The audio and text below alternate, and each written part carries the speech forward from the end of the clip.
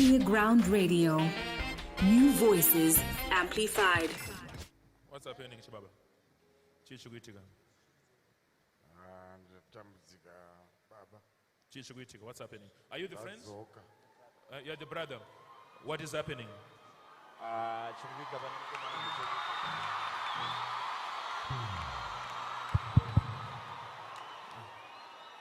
I want to hear what is why is he here? He was healed of his leg. The leg was healed. But I want to know, I'm seeing him on the prayer line again. So I want to know what is happening. Say adzoka chichugitika. So munaona baba pana pane chekuti pamba ne week. Pane week. Ratapinde. Kubva musi wa 1. Akabva atangana namwe ma drugs. Atangana nema drugs. Ichokwadi ichocho. Tenda naye ku doctor. Akaba anobatwa aita matedpo nenyaya yekuti mvura iri kunetsa nene. Mushure mezvo zvanga asingadye, munhu ane sugar ari diabetic. Saka anofanira kunge achicontrola intake yake. He was not controlling his diet. Okay. Yanga iri imwe nyaya.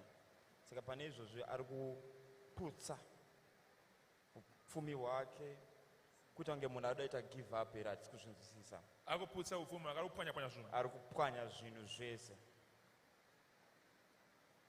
Kumbure mutibatsiro mukuru.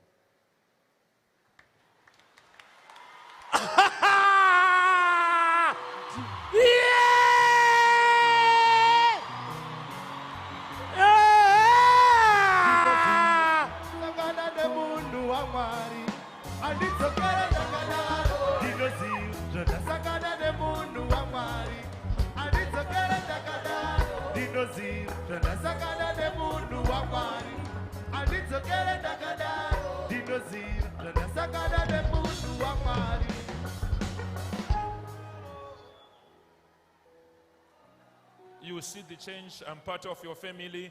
You will celebrate a new life from today on Jesus' mighty name. Earground Radio. New voices amplified.